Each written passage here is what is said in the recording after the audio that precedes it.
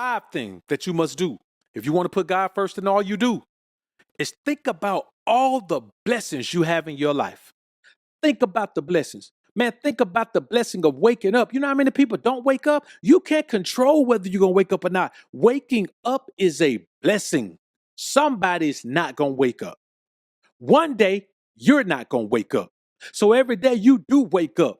The greatest blessing that you ever get in life is every day to open your eyes. It don't matter what's going on in the world. You open your eyes to see it. It don't matter what you got to deal with. You open your eyes to deal with it. It don't matter what type of circumstance or condition or anything that's taking place. Every day you wake up, it's a blessing because you get the opportunity to get closer to God. You get the opportunity to get closer to peace of mind. You get the opportunity to protect your peace of mind. You get the opportunity to enjoy the beauty of the world. You get the opportunity to enjoy the beauty and peace of having the right people around you. You get the opportunity of understanding and building your health as your wealth. You get the opportunity to breathe.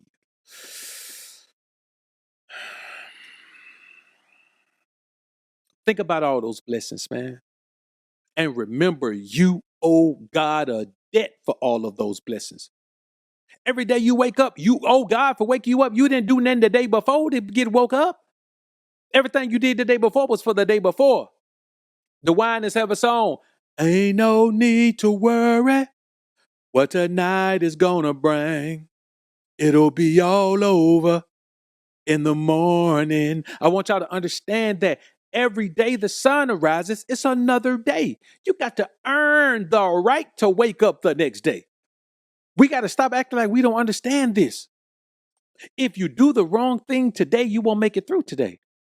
A bunch of people won't make it through today. A bunch of people didn't make it through yesterday. For a bunch of people, this last holiday was their last holiday. You understand me? For a bunch of people, this year is their last year. Because you know one thing, for a bunch of people, last year was their last year. We got to stop acting like life is not a gift. Life is the ultimate blessing, man. It's the ultimate blessing. There is no greater gift than life. That's why, even when birthdays come around, man, I don't even accept birthday gifts or anything from anyone. Why? Because you can't give me anything that's comparable at all to the gift of life that God just gave me. You can't give me anything that's comparable to that, man. Why even try? Why put yourself through the rigmarole of trying to give me something that's better than what God just gave me this morning? If everyone on earth comes together and pool all their resources together, you can't give me anything better than that. You can't give me anything better than that. And the only one who can give me that is the Most High himself. So why would I be considering not putting God first and doing everything in my power to live a life that's pleasing to God? Why would I be considering that? Why would I be considering that? Help me understand. Why would I even be considering doing that? It doesn't make sense. Life is so short, but days are so long. 24 hours is a long time. You know what I'm saying? That's 60 minutes, 24 times. That is a long time. That's 168 hours in every week. There's 52 of those weeks in a year. I want y'all to think about that. Think about how many hours we have to earn the blessings that we have, to show God our appreciation. So how can you waste those hours and not show God no appreciation and not show God any reverence and not show God that you in love with the fact that you have found mercy in his sight? How can you not put God first in all you do? How can you not apply the word of God to your life in every way possible and let his mercy work out the rest? How can you not, when you're in doubt, ask yourself, what will God not punish me for? How can you not talk to God about everything and develop your understanding of his communication with you and develop the strength and power to do the things that you're instructed to do? How can you not avoid people who live carefree, careless lives without moral fiber or moral compass? How can you not think about the blessings you have in your life and remember you owe God a debt for all the blessings you already have? See, we too busy trying to earn more blessings. You ain't paid for the blessings you got already. You think you earned the blessings that you have? You think that you're even with God? You think that what you do to break even? Unless you are sin free and you are living a sinless life, you tell me, what have you done to get ahead or break even? If you think you're even with God, you think you can do good enough to get ahead. Well, God owe you. Come on, man. Let's cut this out. Let's understand that for all the blessings you have already, man, you already owe God to put him first. You already owe God to apply his word to your life. You already owe God to stay away from these negative people. You already owe God to do everything in your life where you can attain that peace of mind that's so elusive. That peace of mind is so elusive, man. And I want y'all to understand that it doesn't have to be that way. We don't have to allow ourselves to fall to the wayside. We don't have to allow ourselves to fall off our path. That's really what it is. The number 6 thing that you must do, if you want to put God first in all you do, you must realize you don't need people unless they're a part of God's plan for you. You must realize you don't need people unless they're a part of God's plan for you. All those people who aren't a part of God's plan for you, what are they doing in your life? All of those people who are against God's plan for you, what are they doing in your life? All of those people who speak negatively on the thing that you're doing on behalf of the Most High on your mission in this world, what are they doing in your life? All those people who always have something to say that's against what you're doing, who always try to complain about what you're doing, who always try to want you to refrain from what you're doing. What are those people doing in your life? You don't need them. And you only need the people who are in your life as a part of God's plan because they're there as a part of God's plan. God put them there. Everything that God put there, you need it. He put it there for a reason. You don't need anyone who isn't a part of God's plan for you. I'm talking about dedicated to the process of your progress in whatever your mission is that you're here doing for God. Who is this person who's around you who's not contributing to the process of that progress at all? Listen, brother, I'm talking about not even one iota of credible dedication can you source from these people. Because what do I tell you all the time? If they're not contributing, they are subtracting. This is about addition and subtracting. Whoever is not adding, they're subtracting. Whoever is not multiplying, they're dividing.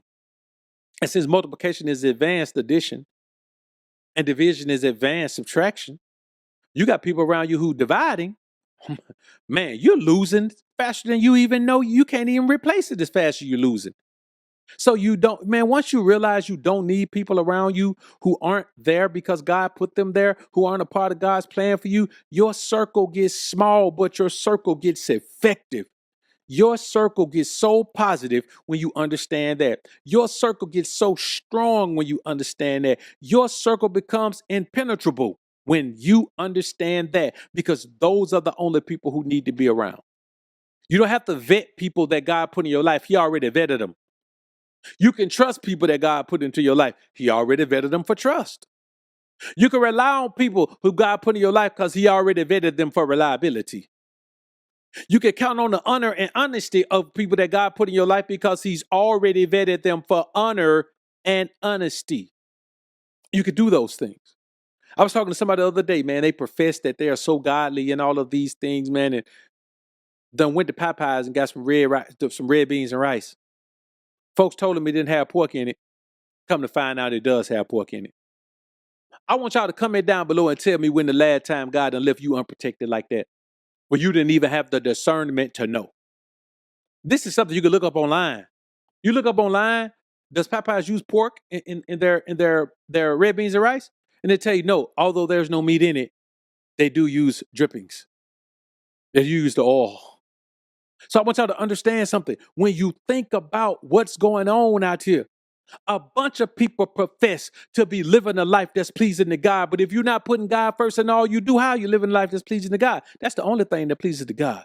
That's the only thing that's pleasing to God, man. You understand me? The only thing God recognizes from us is that we don't have an idol God, that we put no God before him, that we worship God with all our mind, body, soul, spirit, everything, with all our might, with all our heart. You understand me? And that is what it takes to put God first in all you do. You got to be dedicated to putting God first in all you do.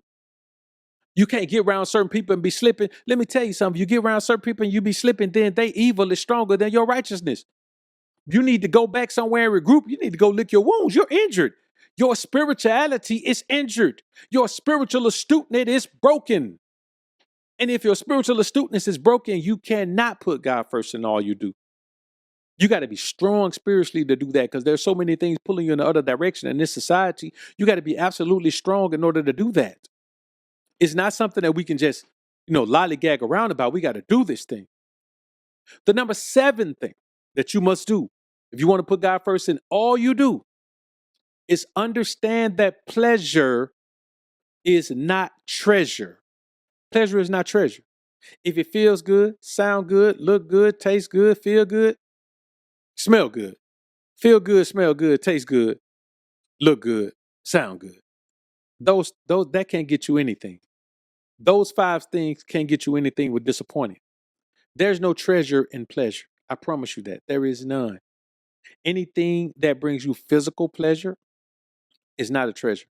There's no physical pleasure that comes from spiritual astuteness. Physical pleasure comes from your worldly man. It comes from the same man who gets you caught up in things you ain't got no business caught up in. Because the spiritual pleasure starts to take control of you and you are led by it, or you are led by your lust for it, or you're led by your greed or anything like that. Then you're not going to ever be able to find this peace of mind that only comes from putting God first in all you do. And if something else has you more than following the word of God does, if it has a stronger hold on you and you're more likely to do it than put God first in all you do, or apply the word of God to your life in every way possible, this doesn't apply to you. You got to work on yourself spiritually. You got to build spiritual strength by eliminating those triggers that make you be normal, that make you be average, that make you be worldly. You have to eliminate those triggers. And a lot of times those triggers come in the form of people. For a lot of us, our triggers are people, not situations. Our triggers are people. Now, sometimes a place may be your trigger, but most times our triggers are people. People trigger us to do things that we shouldn't be doing. People trigger us to do things that we know aren't healthy for us. People trigger us in ways that we shouldn't be triggered. We allow people the power to trigger us like this. But when pleasure is your treasure, then you lack spiritual astuteness. You lack the spiritual strength. You don't have the spiritual aptitude to understand what's going on around you and to remove yourself from those situations. And so you get drugged further and further into it. And before you know it, you plugged in. Once you're plugged into the wickedness of the world, somebody else got to unplug you. Understand me? Somebody else has to unplug you. I can use my Wi-Fi without anything. All I got to do is enter the password. Wi-Fi works. The Ethernet cable. When I want to use Ethernet, I have to attach a cable to the router. If I want to detach that, I have to go in and physically compress a latch to detach it. It's not as easy because it's plugged in. Once something is plugged in, there's a different energy to it. And once you're plugged in to this worldly existence, to pleasure being your treasure, man, it is so hard to break out of that. When I tell you it is hard to break out of that, that's one of the hardest things ever to break out of. When pleasure is like treasure to you, boy, you in trouble. You lost. Man, it takes some people years to work out of that. Some people never work out of it. It puts you in a tough situation, brothers. I ain't gonna lie to you. That is one of the scariest situations to be in, where you understand that there are things that are controlling you more than the Most High is controlling you, more than your desire to please God, more than your desire to put God first in all you do, more than your willingness to apply a word of God to your life in every way possible. Boy, that's a tough position to be in, because your life is already going bad if you're at that point. You know what I mean? Your life is going downhill. Your life is going downhill, and you're watching other people around you whose lives are going uphill. And you wonder why your life is going downhill, because you're not dedicated to God. Get dedicated to God. We'll talk about that tomorrow, man. We'll talk about that on tomorrow's show. Dedicate yourself to God. Why aren't you dedicated to God? Like, we could be dedicated to a lot of things. You could be dedicated to getting in shape. You could be dedicated to getting a good job. You could be dedicated to the education process. You could be dedicated to a whole bunch of things. Why you can't be dedicated to God? Ask yourself that. Ask yourself why pleasure is your treasure.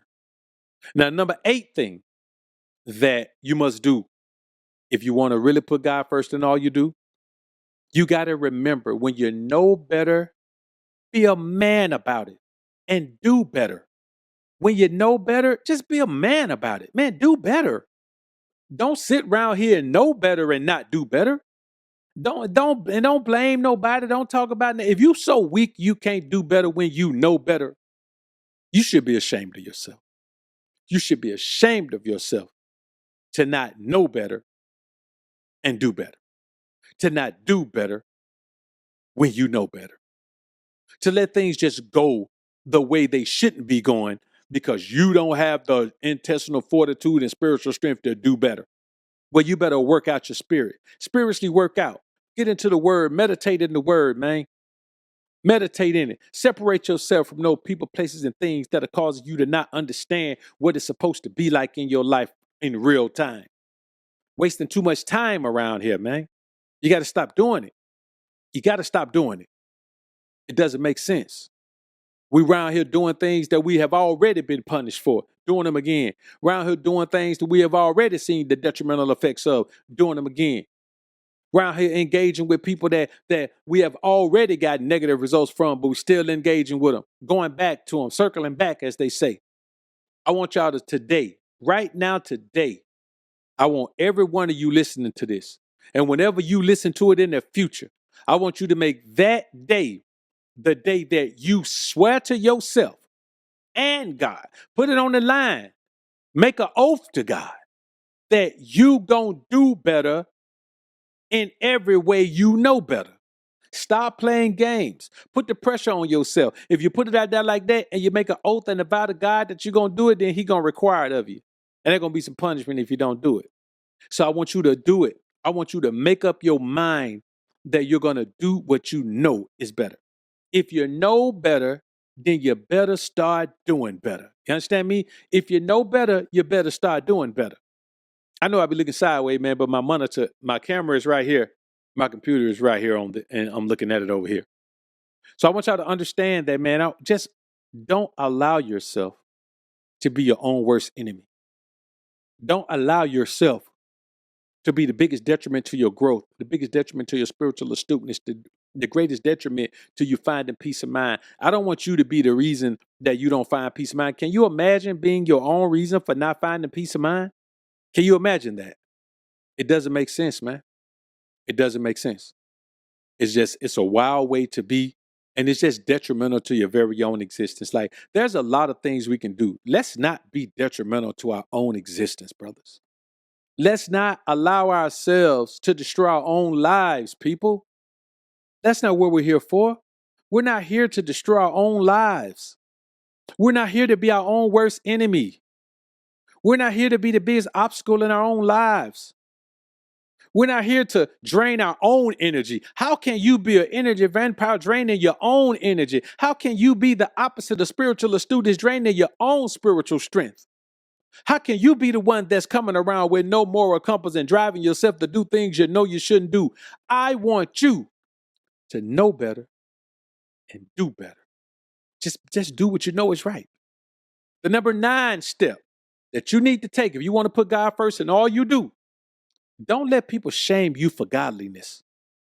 You know how many times people shame me, talking about I think I'm holier than thou? You know how many times people have tried to shame me, talking about, well, you ain't always been this way. We remember how you used to be. You know how many times people have tried to shame me by telling me I think I'm better than them? Telling me be careful sitting up there on your high horse for God knock you down. God the one put me on the high horse. Why are you gonna knock me down? He gonna let me fall off if I listen to you. He gonna let me fall off if I listen to you. And that's what I want y'all to understand. I want y'all to stop letting these people, man, dictate to you what you're supposed to do and what you gotta do and what you need to do. Stop letting people dictate anything to you. These people don't know nothing. They know nothing. They don't love God. They don't appreciate God. They don't even believe there is a God. They don't care. You stop letting those people shame you for your godliness. Stop letting those people tell you need to be normal. Stop letting those people tell you that, well, it ain't gonna help you. What the number one thing they say to me? Faith without works is dead. Well, see, I ain't talking to you about faith. I'm talking to you about works. So what about works? You gonna tell me what? So they don't never say works without faith. They say faith without works. So I'm talking to you about works. So now what you gonna say? Listen, they don't even think about what you're saying. They just say what they're used to saying. Faith without works is dead. Okay, we talking about works. So what you gotta say now? They'll never have nothing to say. Ever. Why? Because they just want me. They just want you. They just want all of us to not be who God put us here to be. Because you got two kind of ways you can live. You can either be what God put you here to be, or you can be what people want you to be. See, there is no in between. There is no being who you want to be. People who just live wild, carefree lives, they're not being who they want to be. They just don't care. They're blowing with the wind. They're being whatever society decide, whatever the wind decide. They just wake up and go on a whim. Those people aren't being who they want to be because we all have something pointed that we want to be. You know what we want to be? We want to be the best version of ourselves. We want to be the version of ourselves that can find and attain peace of mind, that can maintain peace of mind. We want to be the version of ourselves that can maintain health, that can maintain good mental awareness. We want to be the version of ourselves that can have some financial stability. We ain't gonna worry about putting no number on it, but financial stability, where we don't have to worry about things financially. That's what we want. We want that. And so you can't let people shame you for being the type of person who's working toward that. And in some cases, the type of person who's attained that stuff already. We can't do that to ourselves. We owe ourselves better than that. You and I both. All of you. We owe ourselves better than that. When I say you and I both, I'm talking to all of you at the same time. You and I both, we deserve better than that. And we know that. So let us keep working toward what we're working toward, right? The number 10 step that you must take if you want to put God first in all you do, you must avoid the company of evildoers. Now, that may sound similar to what I said, people who live wild, carefree lives without moral fiber. No, those are just people who sometimes those people actually do good. Evildoers are people that don't do good. Evildoers are people that are cutthroat, people that are users, people that the number one way you could tell that someone is an evildoer, everything they do is for themselves. Every thought they have is about themselves.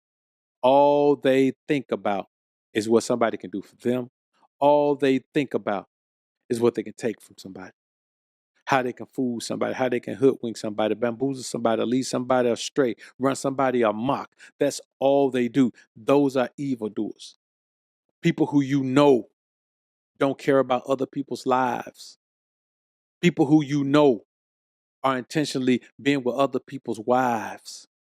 People who you know are intentionally being shady with money. People who you know try to take advantage of anyone who trusts them enough to let the wickedness of their energy, of their being, of their presence get close enough to you. And I'm telling you, brother, it's a terrible position to be in because those people they will be the end of you. You understand me? Those people will be the end of you. And you don't need that in your life. You don't need to deal with people who could be the end of you. You don't need to deal with people who don't care what happens to you. You don't need to deal with people who only concerned with themselves. You don't need to deal with people who would rather see you fall even if they're the ones wrong. You don't need to deal with those people. You don't need to deal with people who are always trying to soften their own blow and soften their own punishment by throwing people under the bus. You don't need those people who want to pull you away from focusing on what God wants you to do so you can focus on what they want you to do. You don't need those people. And you have to not keep the company of those people. Those people are evildoers. Like they wake up every day and the imaginations of their heart are always wicked, always mischief, always something offensive, always something repulsive, always something self-serving. That's the number one thing, brothers. And we have to keep in mind that that's the kind of person you don't want around you. The number 11 thing, and this is going to feed into number 10, the number 11 thing, and it's going to feed into number 10.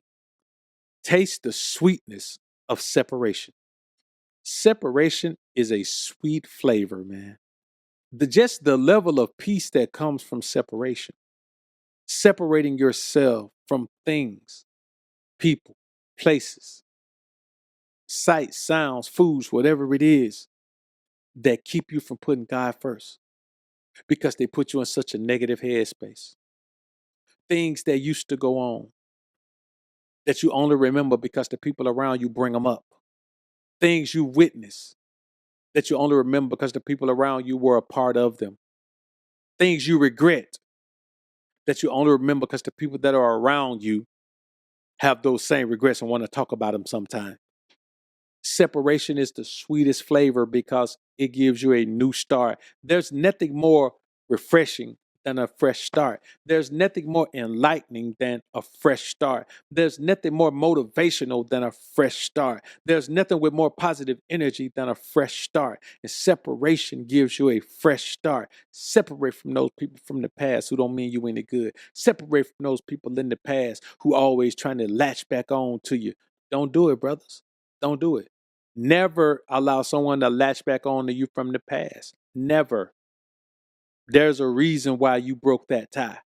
That tie was broken because it needed to be broken. So don't you reestablish that bond because it was no bond. It was a tie. It was like taking two people, put them in handcuffs together. They might not ever want to be around each other forever, but now they stuck. Ain't nothing they can do about it. That's how situations are. You got to make sure that you remember the sweetness of separation. If you ever got away from somebody or got away from a situation, you know how good that felt. You know the positive energy of that. You can't go back. How can you go back? It's like looking at the positive energy saying, well, I don't care about that because it's not going to happen the second time. You go back to something that you shouldn't be in, it's not going to happen the second time. You know, the second time, the delivery is not going to happen the second time. It's going to be something else. I'm telling you. I want y'all to understand that. Now, the number 12 thing that you must do if you want to put God first in all you do is remember, God will have love and respect for you for your spiritual astuteness. If you put God first in all you do, the blessings he will pour onto you are unlimited. The blessings he will pour on. I mean, when I tell you they're unlimited, I mean, man, it will bring tears to your eyes the way God will bless you. When God recognizes that he can rely on you to be spiritually astute, when God recognizes that he can brag on you like he bragged on Job. Oh no, my servant Job, he ain't gonna never, you can't make my servant Job go against me.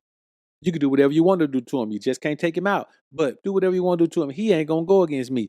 That's the relationship we need to establish with God. A relationship where God can rely on us to not go against him. A relationship where God can depend on us to hold down the fort. Depend on us to stay tied to him. Stay loyal to him. Stay dedicated to him. Stay dedicated to applying the word of God to your life in every way possible.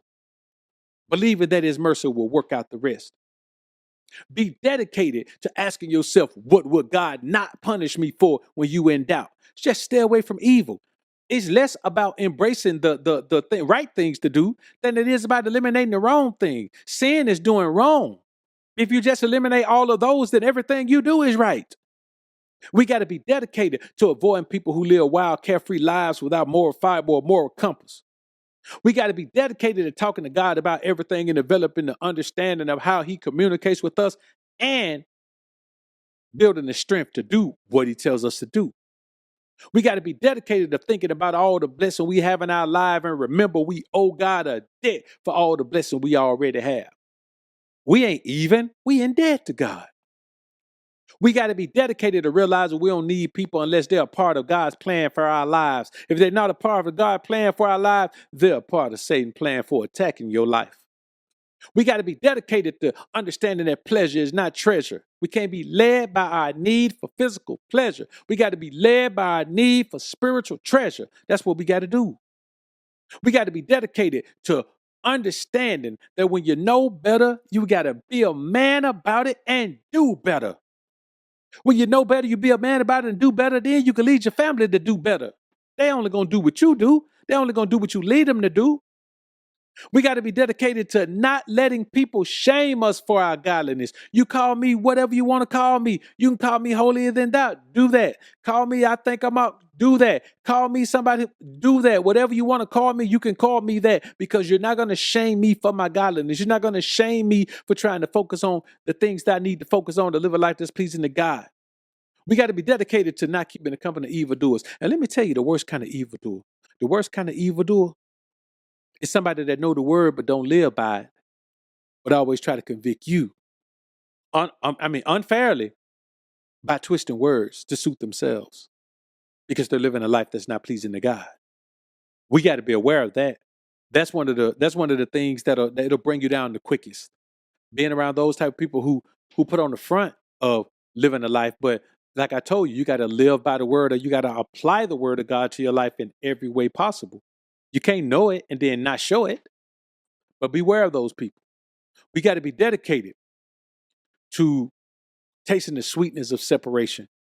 Vow to Nazarite is a separation. You separate yourself into the ways and words of God, man. That's what you got to do.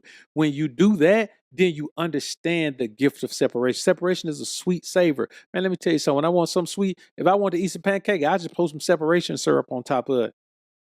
You know what I'm saying? I just put some separating syrup on top of it. Separation is the number one sweetener in the land. And it's low on the glycemic index. It's actually non-glycemic. Blood sugar level don't go up or down at all. You understand me? That's how much of a blessing it is. And number 12, we got to be dedicated to understanding that God will love and respect us for our spiritual astuteness. So we got to be dedicated to spiritual astuteness. And that, in essence, is how you put God first in all you do. You got to take the steps. You got to make the decision to do what it takes. Then you got to take the steps. And you got to be dedicated, and you got to be consistent. And then you got to appreciate the blessings that come along with it along the way. See, the wonderful thing about God, you go to a job, they want you to work 40 hours, and then you get your check after 40 hours. Why I can't get my check every day? But that's how God works. God don't make you work 40 hours and then give you a check. You understand? Every time you do something, God give you a blessing. If you're worthy of a blessing, God give you a blessing. He don't hold your blessing to the end of the pay period. You understand? For God, every day is a pay period. Just like for us spiritual astute people who trying to live a life that pleasing to God, every day for us is a spiritual work day. You understand me? So as long as we make every day a spiritual work day, God gonna make every day a spiritual payday.